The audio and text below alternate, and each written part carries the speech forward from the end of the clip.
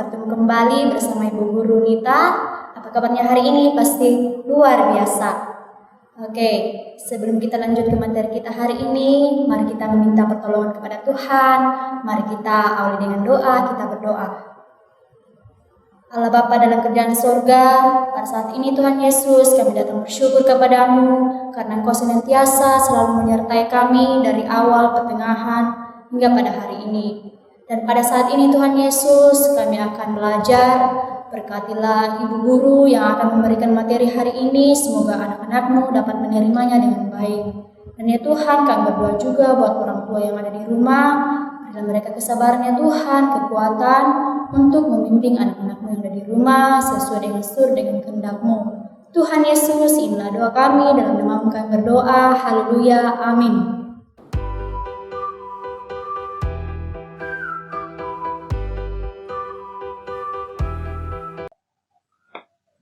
Nah, anak-anakku sekalian, hari ini kita masuk dalam tema 3 tentang benda di sekitarku, subtema 1, aneka benda di sekitarku, pembelajaran 1 dan 2. Nah, setiap saat kita dapat melihat aneka benda di lingkungan sekitar. Benda di sekitar kita juga bermacam-macam bentuk dan warnanya.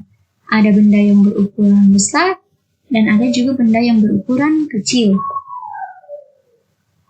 Benda-benda di sekitar kita ada 2, yaitu benda hidup.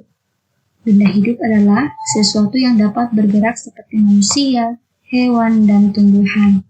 Dan yang kedua, benda mati. Benda mati ini adalah benda yang tidak dapat bergerak seperti batu, gelas, buku, kursi, dan sebagainya. Nah, coba anakku perhatikan gambar ini. Dalam gambar ini ada benda hidup, manusia, hewan, dan ada tumbuhan. Dan benda mati itu seperti kursi. Jadi, benda adalah segala sesuatu yang menempati ruang dan mempunyai massa. Massa benda dapat diukur dengan cara ditimbang.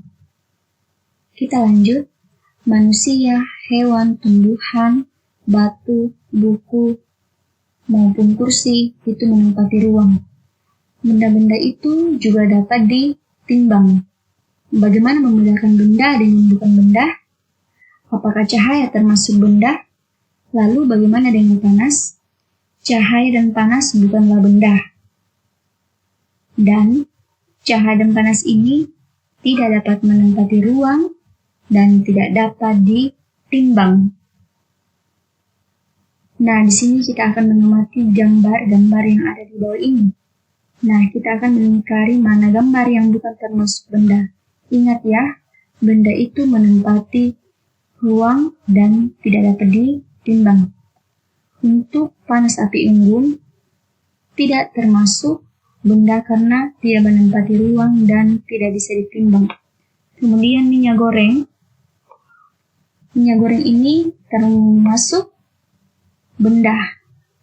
Kemudian cahaya lampu bukan termasuk benda. Ember, ya ember ini termasuk benda. Gimana dengan es? Ya, es ini termasuk benda karena memiliki massa dan menempati ruang. Balon termasuk benda. Kemudian suara. Suara bukan termasuk benda karena suara tidak menempati ruang dan tidak bisa ditimbang. Radio. Radio termasuk benda. Hewan, ya ini termasuk benda, yaitu benda hidup karena dapat bergerak. Nah, sekarang anak-anakku sudah dapat membedakan benda dan yang bukan benda. Sekarang kita lanjut. Setiap benda itu memiliki ciri-ciri tertentu seperti yang pertama, ukuran. Ukuran itu ada yang besar dan ada yang kecil. Ada yang panjang dan ada yang pendek. Ya, anak-anak boleh lihat gambarnya di sini. Ukurannya berbeda-beda. Kemudian yang kedua, bentuk. Nah, benda-benda di sekitar kita juga mempunyai bentuk yang berbeda-beda. Contohnya, ada bulat, ada segitiga, ada persegi, ada prisma, dan lain-lain. Kemudian yang ketiga, warna.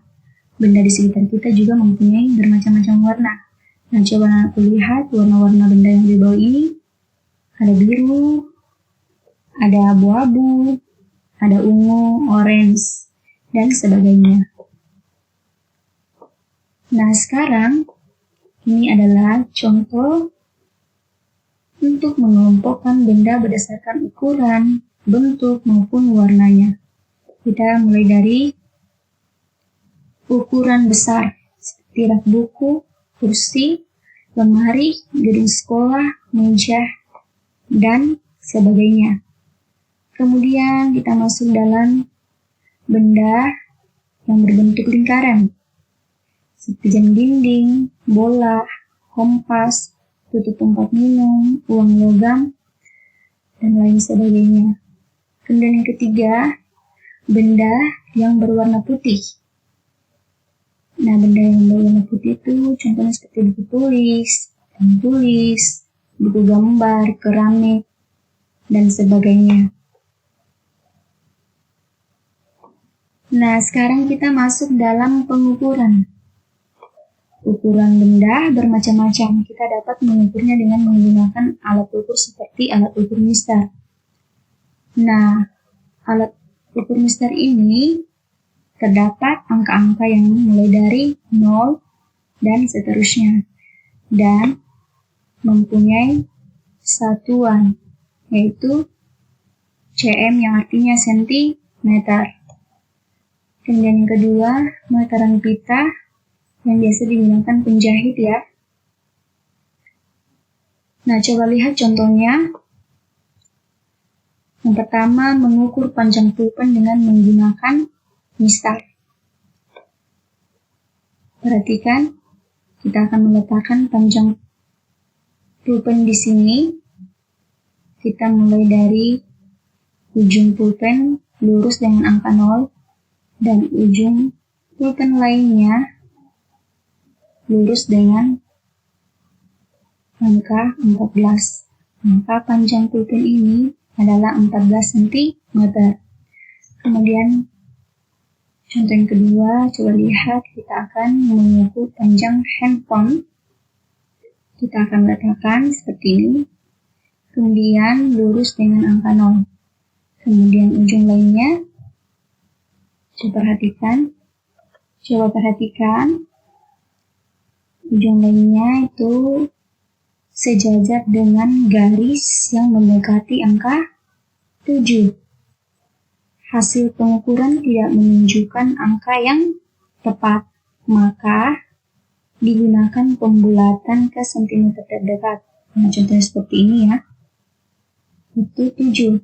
Maka panjang handphone ini adalah 7 cm. Kemudian kita lihat yang kedua. Ya, meteran kita tadi untuk mengukur anggota badan. Coba lihat, kita dapat mengukur tinggi badan, mengukur pundak badan, lengan, pinggang, dan anggota badan lainnya.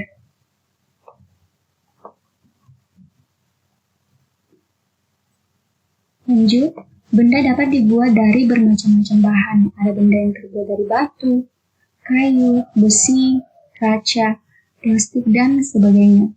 Setiap benda dapat menghasilkan bunyi yang khas jika kita ketuk. Nah, coba perhatikan, alat musik ritmis adalah alat musik yang tidak mempunyai nada yang digunakan untuk mengatur irama atau tempo suatu lagu. Nah, ini adalah contoh alat musik ritmis sederhana yang terbuat dari barang-barang bekas. Seperti ada kaleng, ada galon bekas, ada juga botol air minum bekas.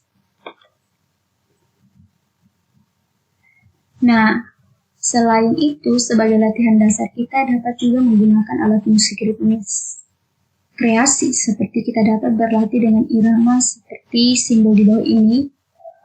K, simbol K ini menunjukkan ketukan kuat, Simbol L menunjukkan ketukan lemah. Simbol M menunjukkan ketukan sedang. Nah, kalian boleh berlatih dengan lagu Burung Kakak Tua yang ada di halaman 10. Nah, sekarang kita masuk dalam musyawarah.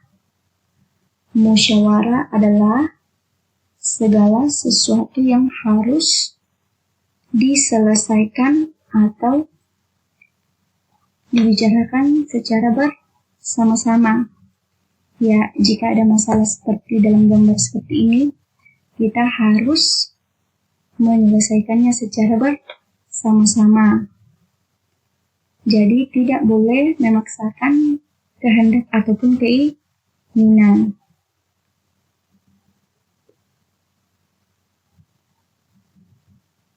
Nah, tugasnya hari ini yaitu kerjakan ayo berlatih di halaman 8, itu langsung di buku cetak. Jika selesai, tugasnya dikirim langsung ke wali kelasnya.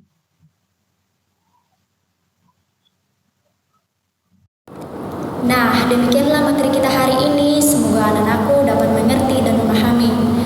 Ya, sebelum kita mengakhiri pembelajaran kita, mari kita tutup dengan doa. Kita berdoa. Ya Tuhan Yesus, kembali lagi kami, anak-anak-Mu datang tunduk di hadapan hadirat-Mu untuk menandai segala berkat dan anugerah Engkau limpahkan kepada kami, ya Tuhan. Ya Tuhan, anak-anak-Mu sudah belajar, ya Tuhan. Semoga apa yang guru berikan kepada mereka dapat memahami dan mengerti dengan baik. Ya Tuhan Yesus, kami juga datang berdoa buat kedua orang tuanya yang ada di rumah Tuhan.